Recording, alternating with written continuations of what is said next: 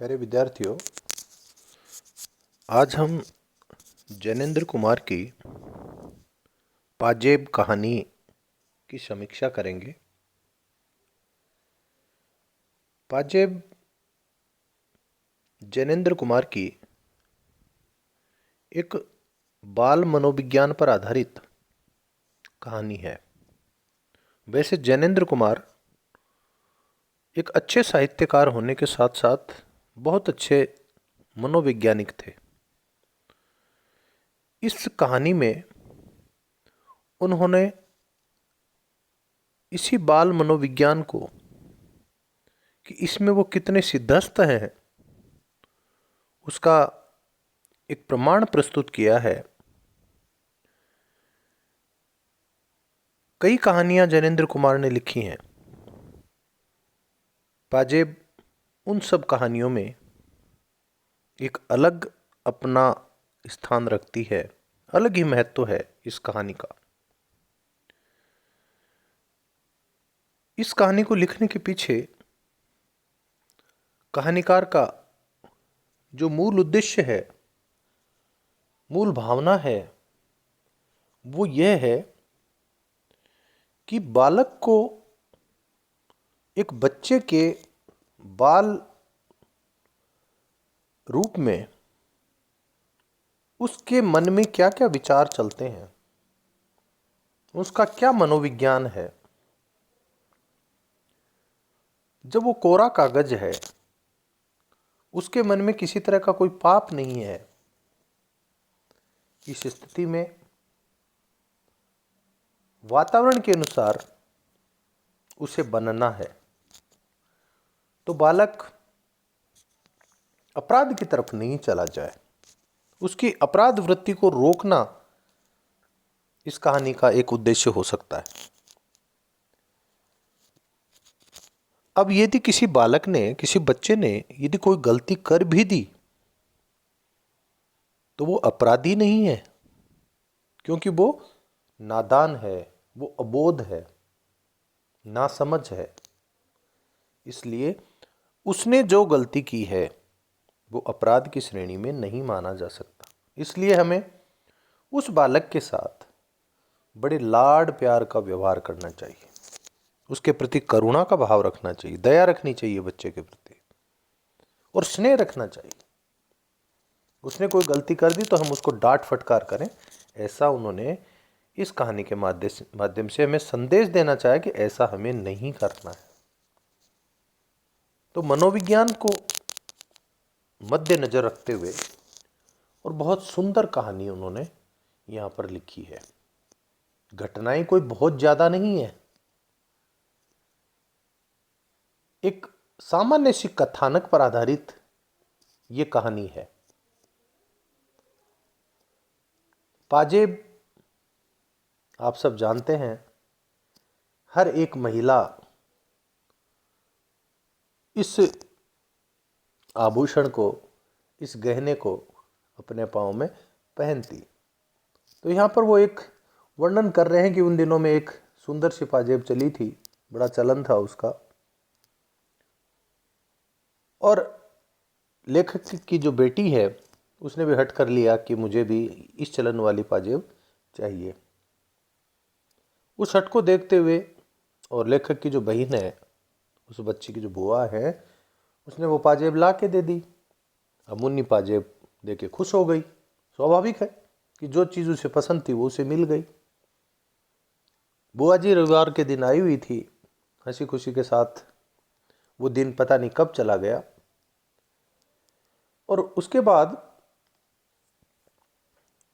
जिस तरह से हर एक बच्चा जो चीज़ उसे बहुत अधिक प्यारी है उसको वो सुरक्षित रखना चाहता है, उसी रूप में मुन्नी ने वो पाजेब थोड़ी देर के लिए पहनी, और उसके बाद में कि मेरी पाजेब गुम नहीं हो जाए, उसको बहुत अच्छे ढंग से सुरक्षित रख दिया। अब लेखक की जो पत्नी है उसकी भी इच्छा हो गई, वो भी उस तरह की पाजेब खुद के लिए भी चाहने लगी आगे चलकर। और उसके बाद में बुआ जो थी वो थोड़े समय के लिए आई थी, रविवार के दिन आई थी, और वो शाम को चली गई। अब लेखक की जो पत्नी है उसने पाजेब को संभाल कर बक्स में रख दिया था और उसको अच्छे से ध्यान है कि दोनों पाजेब उसने अच्छे से संभाल कर रखी थी। और होता क्या है कि आगे चलकर एक पाजेब मिलती है, दूसरी गायब। अब कोई चीज़ गायब होती है तो सबसे पहला शक जो है वो नौकर पर होता है। तो जो नौकर है बंसी, उस पर शक किया गया, उसे पूछा गया, लेकिन वो कह रहा नहीं, मुझे तो नहीं पता। अब वो जो समय था पाजेब गायब होने का, उस समय घर का जो बच्चा है आशुतोष, वो एक पतंग और डोर लेके आया था। ऐसे में आशुतोष पर संदेह किया गया, उसे बुलाया गया, पूछा गया, लेकिन बच्चे ने कहा कि नहीं, मैंने तो पाजेब नहीं लिए। बच्चे से पूछा कि क्या पाजेब तुमने छुन्नू को दे दी है? तो लेखक ने जब आग्रह किया तो उसने हाँ में सिर हिला दिया। लेकिन जब छुन्नू से पूछा गया तो उसने कहा कि छुन्नू के पास नहीं है, वो कहाँ से ला के देगा। अब यहाँ हम देख सकते हैं कि कितना साफ मन से, बच्चे के मन में कुछ है ही नहीं, वो जो कुछ बोल रहा है वो उसके खुद के विचार ही नहीं है। जैसे छुन्नू ने पाजेब के लिए इनकार कर दिया। अब शाम को लेखक घर आया तो जो उनकी धर्मपत्नी है उसने बताया कि आशुतोष ने सब कुछ बता दिया है। पाजेब जो है वो 11 आने में पतंग वाले को दे दी है, 5 आने छुन्नू को दे दिए हैं और शेष पैसे उसने थोड़े थोड़े करके देने को कहा है। अब लेखक इसी ऑपरेशन में लगते हैं।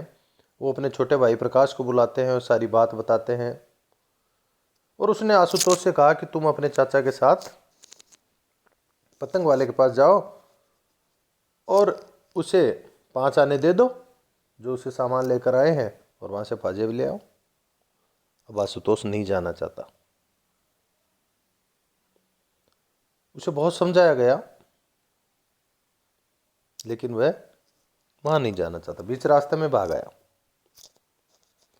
तो ऐसे में प्रकाश को लेखक ने भेजा। पता चला पतंग वाले के पास तो पाजेब है ही नहीं। लेखक ने फिर बच्चे को ताड़ना दी, डराया उसे, हर तरह से समझा लिया, लेकिन वो माना ही नहीं।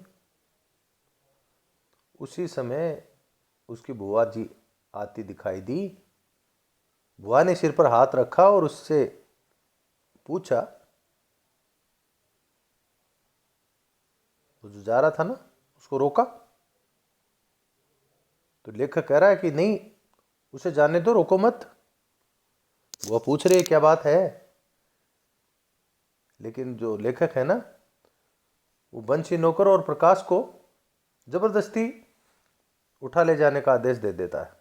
बुआ ने कहा कि उसे ऐसे क्यों सता रहे हो? लेखक कह रहे हैं जरा यूं नहीं, और फिर वह अपनी बहन से जरा यूं ही, मतलब यूं ही, कोई खास बात नहीं। वो बहन के साथ दूसरी बातें करने लगा। तभी अपना छोटा सा बक्सा सरकाकर बहन ने कहा कि इसमें वे कागज हैं जो तुमसे मांगे थे। साथ ही बास्केट की जेब से पाजेब निकाल कर सामने रखते हुए कहा कि उस रोज भूल से एक पाजेब मेरे साथ चली गई थी। अब पाजेब कहाँ चली गई, ये रहस्योद्घाटन कहानी के अंत में किया गया है। बच्चे पर किस तरह से शक किया गया, किस तरह से उसको प्रताड़ित किया गया। वो झूठी हाँ कर रहा है, उसे जब दबाया जा रहा है झूठी हाँ भर रहा है, आदि आदि। ये कथानक है, सामान्य सा कथानक है। कथानक में ज़्यादा कुछ नहीं है, बहुत छोटा सा कथानक है। मूल रूप से घटना के रूप में देखें तो पाजेब खोने की बात यहाँ पर है। इस कहानी में जो खास चीज है वो है बच्चे के बाल मनोविज्ञान का चित्रण।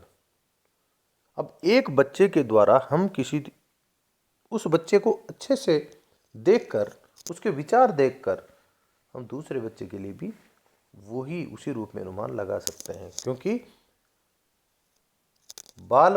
बालक एक सा ही सोचते हैं। कहा जाता है ना, बच्चे मन के सच्चे, क्योंकि उनके मन में कुछ होता ही नहीं। बहुत रोचक कहानी है, छोटा सा कथानक होकर भी, सामान्य सा कथानक होकर भी, और बहुत रोचकता के साथ इस कहानी को लिखा गया है। अच्छे अच्छे संवाद हैं।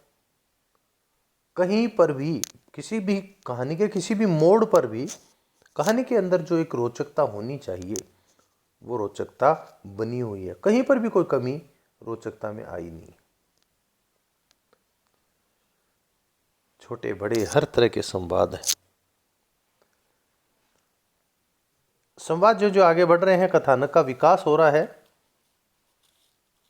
और घटनाएं बहुत अधिक नहीं है, क्योंकि उद्देश्य तो यहाँ पर आखिरकार यही है ना कि बालक के मन में क्या क्या चलता है, किस तरह का बालक का किस तरह का मन होता है, उसको यहाँ सामने रखना होता है। कहानी में श्रीमती, बुआ, मुन्नी, आशुतोष, छुन्नू, प्रकाश, बंसी, नौकर, बंसी जो नौकर है ना, ये पात्र हैं। लेकिन मुख्य रूप से बच्चे पर आधारित कहानी है। बच्चे के अंदर क्या विचार हैं, बच्चे के अंदर क्या चल रहा है, एक बालक क्या सोचता है, उसको यहां पर चित्रित किया गया। स्पष्ट हो रहा है यहां पर कि जो लेखक हैं, कहानीकार हैं, वो बहुत अच्छे मनोवैज्ञानिक हैं। ये कहानी इस बात का प्रमाण है।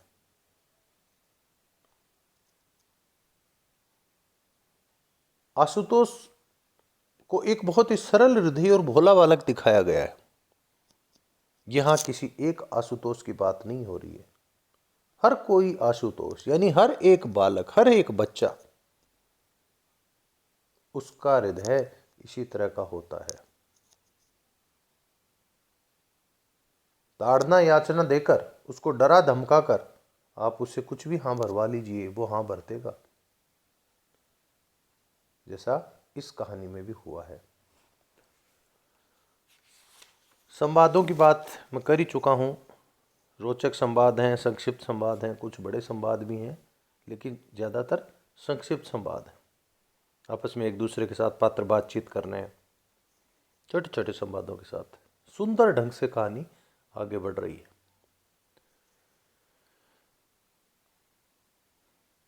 देश काल और वातावरण की दृष्टि से हम कह सकते हैं कि बहुत अधिक कोई स्थान का या इस तरह का कोई यहाँ पर वर्णन ज़्यादा नहीं है। केवल एक ही जगह पर, एक ही परिवार के बीच